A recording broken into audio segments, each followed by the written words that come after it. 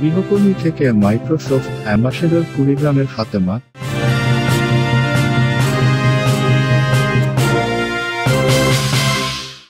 গৃহকর্মী থেকে Microsoft ambassador কুড়িগ্রামের ফাতেমা। অভাব অনটনের সংসার ছিল ফাতেমার, মাত্র 9 বছর বয়সে, তাই তাকে পাঠিয়ে দেয়া হয় মধ্যবিত্ত একটি পরিবারের গৃহকর্মী হিসেবে কাজ করতে।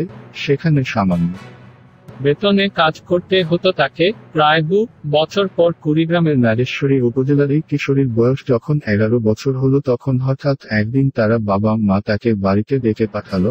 আর তাকে ডেকে পাঠানো হয়েছিল অন্য কারণে নয়, আসলে তার বিয়ে দেওয়ার জন্য।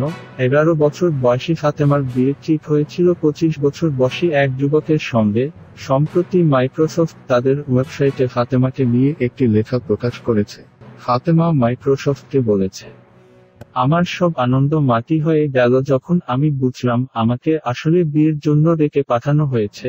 বিয়ের সব আয়োজন চূড়ান্ত, তবে ঠিক আগ মুহূর্তে সেখানে গিয়ে হাজির হয় স্থানীয় একটি বেসরকারি সংস্থার প্রতিনিধিরা। বাল্য বিয়ের ছোবল থেকে তারা ফাতেমাকে রক্ষা করে। বাল্য বিয়ের হাত থেকে যে সংস্থাটি ফাতেমাকে বাঁচিয়েছিল সেটির নাম হলো আশার আলো পাঠশালা। বিয়ে বন্ধ হওয়ার পর ফাতেমার শিক্ষার দায়িত্ব নেয় তারা। তবে তারপরও ফাতেমার বাড়ি থেকে বিয়ের জন্য চাপ ছিল। ফাতেমাও ছিল দৃঢ় প্রতিজ্ঞ, বিয়ে সে করবেন না।